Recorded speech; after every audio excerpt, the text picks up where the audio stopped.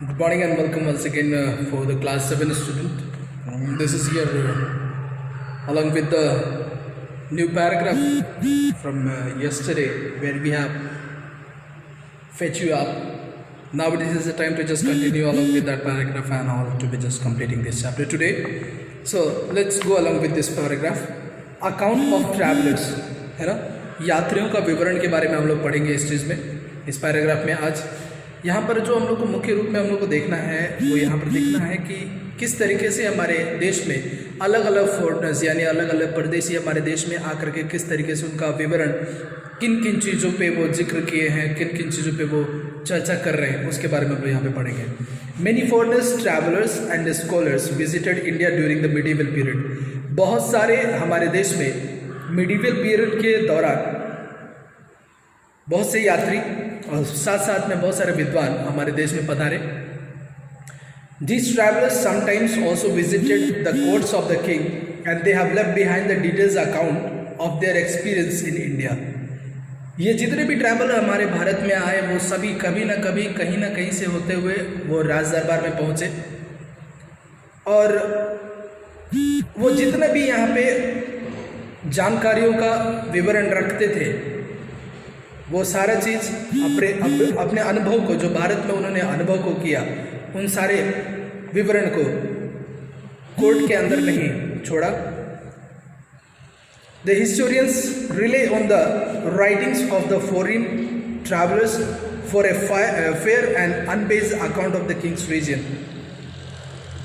जितने भी इतिहासकार थे, ये जितने भी आए हुए फॉरेनर्स थे, उनके द्वारा लिखे हुए हर एक बातों का वो विवरण को लेकर के संचित करने लगे। कहीं ना कहीं से किसी न किसी सदी में, हम लोग इसके पहले भी पढ़े हैं, भारत में बहुत सारे ट्रैवलर्स, हुआन त्सोंग जैसे लोग, है ना, फाहियान जैसे लोग यहाँ पे जब पहुँचे, है ना, 4वीं 5वीं 6वीं सदी में जब यहाँ पर आए तो उन लोगों का हर एक का जितने भी इंफॉर्मेशन था वो सारा चीज़ों को कहीं ना कहीं उसको संचय करके रखा गया, कंपाइल करके रखा गया, है ना। वो किसी न किसी पैटर्नेज ऑफ किंग के अंतर्गत इसको रखा गया, है ना। तो उसका यूज़ फिर बाद में हम लोग देखते हैं किस तरीके से हुआ, कहाँ लोग करते गए, है ना। This account gives information about the political, economical and the social life of the people. The historians often compare this with the account written by the court historian, है ना।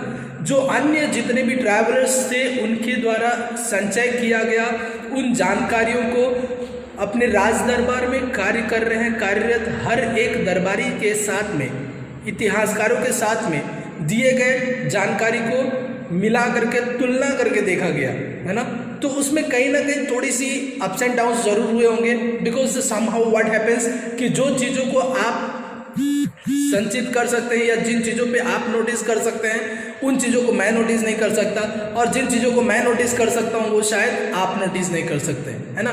तो इस तरीके से दोनों का एक बैलेंसिंग करते हुए एक नए प्रस्ताव को रखा जाता था, है ना। एक नए चीज़ों को, लोगों का जीवन शैली के बारे में, वहाँ के लोगों का रहने सहने के बारे में, किस तरीके से अर्थव्यवस्था क्या थी, सोशियोलॉजिकल डेवलपमेंट क्या क्या था, है ना, सामाजिक उत्थान के लिए वो लोग क्या क्या करते थे, इन सारी चीज़ों का विवरण वहाँ पर हम लोग देख रहे हैं। Al Biruni who visited India with the Mohammad Ghazni in the 11th century from Arab. Actually ये अरबी था, है ना। ये जो मोहम्मद गजनी है वो एक अरबी ट्रैवलर था। तो उनके 11th century में यहाँ आने के बाद में वो देखते हैं, wrote the extensively about the Indian people in this book तारीख़-ए-हिंद, है ना।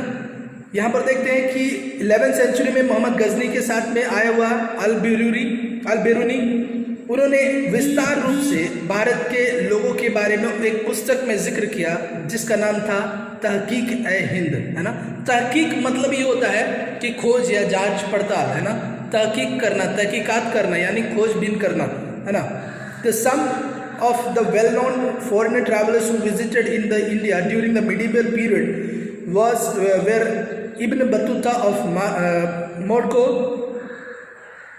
Niccolo Conti of Italy, Abdul Razak of Persia and Athanasius Nikitin of Russia। इतने सारे लोग 11th century में, यानी जब मिडिवल पीरियड का टाइम था, उस समय यहाँ पे लोग पधार चुके थे, यहाँ पर आ चुके थे और इन लोगों ने इस इतिहास के पीछे घटे हुए 5वीं, 6वीं, 7वीं, 8वीं, 9वीं, 10वीं सदी, 11वीं सदी के बीच का समय में जितने भी चीज़ों का घटनाओं को उन लोगों ने देखा उसका उल्लेख करने का कोशिश किया है।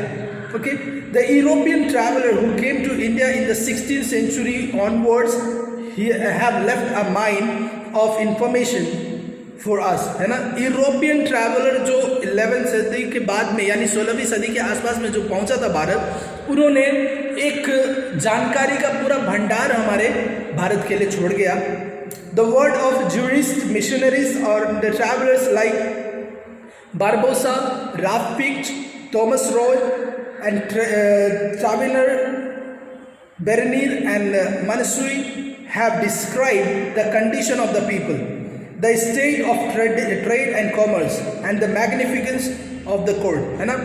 यहाँ पर 16वीं सदी में आए हुए कुछ लोगों के द्वारा जो इतिहासकार है इन पन्नों पे इसी को जिक्र कर रहा है कि हमारे भारत के हर एक वो छोटे छोटे बातों को जो लोगों का जीवन शैली था खास करके उसके बारे में, the condition of the people यानी लोगों की व्यथा क्या थी उस चीज़ के बारे में यहाँ पे जिक्र किया और साथ साथ में यहाँ का व्यापार और वाणिज्य के विधि व्यवस्था के बारे में और हमारे भारत के जितने भी कोड थे, है ना, कोड यानी महल, है ना, या फिर राजमहल का हर एक शान और शौकत के बारे में या उनके वैभव के बारे में यहाँ पे जिक्र किया गया है।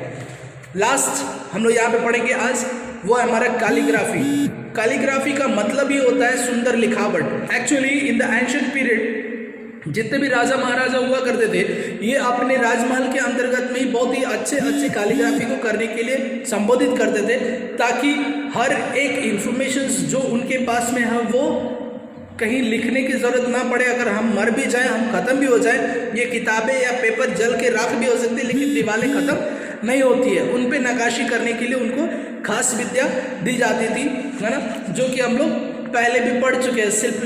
शिल्प लेख के बारे में, है ना, हम लोगों ने ऑलरेडी पढ़ा हुआ है। The many of hand-written manuscript in the medieval period were stylish written in the and beautifully decorated, है ना। यहाँ पे हम लोग पढ़ रहे हैं कि कैलीग्राफी के अंतर्गत हैंड रिटन मैन्यूस्क्रिप्ट जितने भी थे वो मिडिवल पीरियड के अंतर्गत में सुंदर लिखावट और उनके भव्य डेकोरेट करने के लिए यानी सजावट के लिए लोग अपने घर को या फिर अपने चारदीवारी को सुंदर बनाने के लिए लोग करते थे। This kind of the decorative writing is called calligraphy और इस प्रकार के सुंदर लिखावट को कैलीग्राफी कहा जाता है।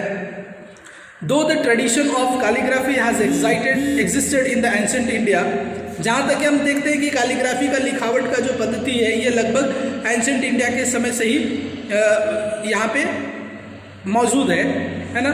लेकिन the Persian influence gave rise to the distinctive style and the calligraphy was used extensively to decorate the monument, pillars and tomb.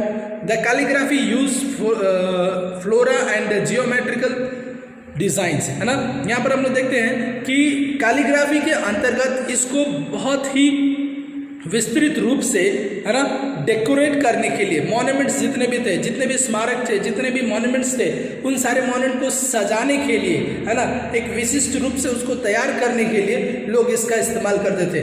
Pillar वगैरह हो गए या फिर टॉम वगैरह हो गया, जो किला वगैरह का जो गुंबज वगैरह हुआ था उसके अंदर में भी पिक्चरिंग को करना, है ना, फ्लोरल वे में उसको डेकोरेट करना, है ना। फ्लोरल मतलब होता है फूल के तरह से बनाना, फूल वगैरह बनाना या फिर जियोमेट्रिक जो हम लोग मैथमेटिक्स में हम लोग पढ़ते हैं उस तरीके का नक्शा वगैरह बना करके तैयार करना। Okay, so this was the chapter here we have already studied regarding this particular medieval period in the history of India, which has been taken from 700 to 1700 CE. Okay, so this was the chapter. Now you have to go through the chapter where you are having the problem. Please ask me. I will be here to help you in all the matter and all the matters. Thank you very much. God bless. Have a good day ahead.